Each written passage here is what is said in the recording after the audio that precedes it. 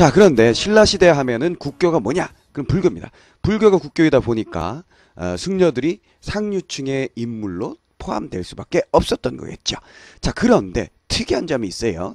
여기 안민가 같은 경우에는 충담사가 창작을 하였지만 불교적인 것보다는 유교적인 덕목이 더 겉으로 드러나 있습니다. 그러나 유교적인 덕목이나 불교적인 덕목이나 백성들을 생각한다라는 입장에서는 만민의 어떤 평화와 행복을 생각한다라는 입장에서는 일맥상통한다 이렇게 볼 수가 있겠죠. 자, 그러면 가까우니까 방독면을 살짝 벗고요. 이제 본격적으로 내용 정리에 들어가도록 하겠습니다. 자, 보시면 안민가 꼭 알아둬야 할 내용들 간단하게 정리를 해줬어요. 첫 번째, 화자의 태도 그랬습니다. 화자의 태도는 교훈적 태도다 그랬어요. 이런 말 굉장히 많이 들었을 거예요. 어떤 작품들이 교훈적 태도를 가지고 있다라는 것은 그 작품을 통해서 독자에게 교훈을 주겠다 이런 얘기지요. 근데 여기다 선생님이 충간이라고 했습니다. 충성스럽게 간한다 이런 얘기죠. 그러니까 손 아랫사람이 손 윗사람에게, 일반적으로 신하가 임금에게, 신분이 낮은 사람이 신분이 높은 사람에게 충성스럽게 충고를 할 때에 교훈을 줄 때에 그것을 충간이라고 얘기를 하죠. 그러니까 결과적으로 이런 얘기가 되는 겁니다. 이 작품에서 화자는 누가 되는 거예요? 충담이가 작가고, 충담 아저씨가 작가고, 화자는 신하의 입장이다 이렇게 생각하시면 됩니다. 그 신하의 입장, 화자가 말을 할 때 그 청자의 입장에 처해 있는 사람이 누구냐 이렇게 보면 임금 혹은 임금과 함께 그 신하들이라고 보시면 되겠어요. 그죠? 그러니까 이 시를 이해할 때는 신하가 임금에게 이야기를 하고 있다 이렇게 생각하면서 작품을 정리를 하시면 좀 더 쉽게 명확하게 정리가 될 것이라고 보여집니다. 그래서 신하가 임금에게 얘기하니까 충성스럽게 간함이라는 태도를 우리가 정리할 수가 있게 되는 거고요. 그 다음에 앞에서 처음에 얘기했던 것처럼 유교적인 민본 사상이 그 바탕을 이룬다 그랬어요. 유교적인 민본 사상이 바탕을 이룬다 그랬어요. 민본 사상, 백성을 그 중심, 중요하게 생각하는 거, 민본주의. 자, 민주주의의 어떤 기본 사상이라고 볼 수도 있고, 우리는 이미 오래전부터 민주주의가 자생적으로 생겨났고 그런 것이 여기저기 역사상 문학 작품에도 많이 나타나는 거죠. 근데 여기서 여러분들이 생각해 보실 건 뭐냐면, 이런 민본 사상, 민본주의가 이런 작품에만 나오는 것이 아니라 다른 작품에도 있으니까 연결할 수 있는 형태가 있다는 거예요. 첫 번째, 관동별곡 같은 경우에 무슨 얘기가 나옵니까? 신선이 되고 싶어 신선을 쫓아다녀. 그렇지만 맨 마지막 장면에 어떻게 되죠? 그렇죠. 이수를 고루 나누어서 사해에 있는 백성들에게 다 나눠줘서 취하게 만든다는 겁니다. 그게 뭐예요? 바로 선정을 베푼다는 얘기죠. 그렇죠? 먼저 선정을 베푼 후에 신선들 따라다니겠어. 이게 바로 뭐예요? 선정의 포부, 애민정신이 민본사상과 밀접한 관련을 갖게 되죠. 또 용비어천가. 여러 장에 나타나지만 특히 125장에 잘 나타납니다. 125장에 뭐가 있었죠?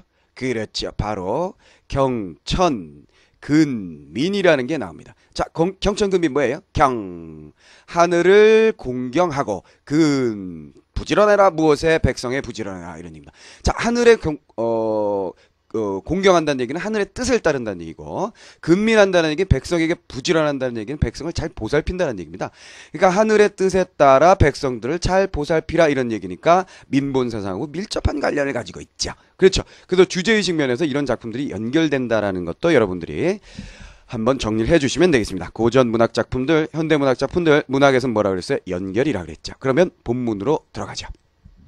자, 본문 시작하겠습니다. 자, 배경서라는 앞에서 잠깐 얘기했어요. 그렇죠? 경덕왕이 나라의 인심이 흉흉하고 안 좋은 일들이 많이 일어납니다. 그렇죠? 그러니까 승려를 불러서 아주 좀 그 뜻이 높은 승려를 불러서 나라를 구할 수 있는 어떤 작품을 만들어 보자라고 얘기를 해서 여러 사람을 이렇게 택하려고 하는 중에 충담을 보고 충담에게 부탁을 하게 됩니다. 네가 옛날에 뭐 찬 기파란가 이거 지은 사람 아니냐? 그렇다면 나라를 위한 노래를 지어줘. 하니까 충담이 예 알겠습니다 하고 대답하는 것이 그대로 시라고 생각하시면 되겠어요. 그죠? 문학 작품이라고 생각하시면 되겠습니다. 그러니까 요 앞에다가 뭐라고 하면 돼요? 임금이 나라를 위한 작품을, 나라를 위한 방안을 제시해 보아라. 이러자 충담 신하인 화자가 대답을 하는 거죠. 자, 임금님, 자 시작합니다. 임금님께서는 어비여 뭐예요? 아버지이시며 신하들은 나자잘 사랑을 베푸실 어지여 뭐예요?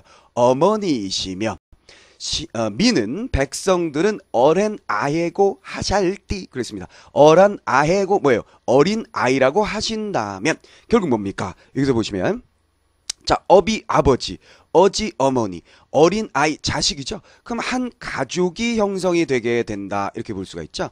그러니까 아버지가 임금이 아버지라고 한다면 어떠한 아버지도 자식들이 잘못되는 건 생각하지 않습니다. 그렇죠. 자식들이 먹을 거 없는데 자기만 잘 먹으려고 하지 않죠. 신하가 어머니라면 어떤 어머니가 자식들이 못 먹는데 자기만 먹으려고 하겠습니까? 정치인들이 자기가 아버지가 어머니고 백성들이 아들, 딸이라고 생각을 한다면 절대 잘못된 정치, 자기를 위한 정치를 하지 않을 거란 얘기예요. 요즘 정치인들에게도 해줄 만한 말이지요. 그렇게 된다면 민이 백성들이 다 잘 알고다 그 사랑을 알 것입니다. 그랬어요. 무슨 얘기인지 알겠죠? 임금님 자신이 아버지라고 생각하고 정치를 해보세요. 신하들 모두가 어머니라고 생각하고 정치를 해보세요. 그럼 당연히 백성들은 자식 아니겠습니까? 그럼 그렇게 정치를 하는데 백성들이 당신의 사랑을 모르겠습니까? 이렇게 얘기한 거죠. 구구절절이 너무나 맞는 얘기지요. 자, 정리해본다면 이렇게 정리할 수 있겠죠? 임금과 신하, 백성이 한 가족이라고 생각하라 이런 얘기입니다. 알겠죠? 충성스럽게 간하고 있는 겁니다. 교훈을 준 거죠. 가족주의라고 정리했습니다. 유교적인 사고방식이라고 얘기를 할 수 있겠죠. 자, 그 다음에 두 번째 부분. 자, 가만히 볼까? 442네요. 19채 한가라는 거 이젠 뭐 얘기 안 해도 알 수가 있겠죠. 그래서 두 번째 4 또 끊었습니다. 구물 따위 살소문생 꾸물거리면서 라고 해석하기도 하고 시키는 대로 어쩔 수 없이 이를 따라하는 이라고 해석하기도 하는데요. 뭐 어떻게 해석하든지 큰 문제는 없습니다. 향가 작품이라는 것은 해석이 이 사람 해석 다르고 저 사람 해석 다르고 그 다음에 요것을 그 한자로 되어 있는 것을 당시의 표기법으로 고친 요 형태도 뭐 사람마다 다르게 나타나고 있기 때문에 명확한 어떤 정확한 해석이라고는 있을 수는 없습니다. 그래서 가장 일반적인 해석 주로 양주동 선생님하고 김한진 선생님의 해독이 주를 이룬다 그랬죠. 그 중에 어느 하나를 택해서 여러분들이 알고 있으면 돼요. 알겠죠? 그래서 꿈을 따위, 이건 뭐예요? 그냥 꾸물거리면서 살아가는 물생 뭐야? 생물 뒤집어 버리세요. 생물. 그럼 뭐예요? 꾸물거리면서 살아가는 백성들. 이들을 잘 먹여서 다스려서 이따 할 바리고 어디로 갈띠어 할띠. 자, 이거 무슨 얘기일까요? 이따 할 바리고 어디로 갈띠어. 여기다가 살짝 따옴표를 칠 수 있을 것 같아요. 자, 왜? 백성들이 하는 말입니다. 이렇게 모두들 잘 먹고 잘 살게 해준다면 백성들이 뭐라 그래요? 이 땅을 버리고 우리가 어디로 이민을 가겠어요? 난 이 나라에서 죽을 때까지 살겠어요 라고 이구동성으로 말을 한다면 이렇게 정리하시면 되겠습니다. 그런다면 나라 악은 나라 아니라고 해석하시면 되겠고 디니디 잘 유지되는 것을 알고다 알 수 있을 것입니다. 알겠죠? 자, 꾸물거리면서 살아가는 백성들 이들을 잘 먹여 다스리신다면 이 땅을 버리고 어디로 가겠느냐라고 백성들이 이구동성으로 말할 것이요. 그렇다면 임금님 당신께서 나란히 잘 유지되는 것을 당연히 알 수 있지 않겠어요? 이렇게 얘기한 거죠. 정리해보면 백성들 잘 먹고 잘 살게 해라. 민본주의죠. 백성들이 나라의 평안의 기본이다 이런 얘기가 되겠습니다. 자, 마지막 감탄사 나오고 군다이신 나이 민다이 하날단 군다이 민다이 신다이 하날단 이게 무슨 말이에요? 임금은 임금님답게 신하는 신하답게 민다이 백성은 백성답게 즉 본분을 다하라 이런 얘기죠.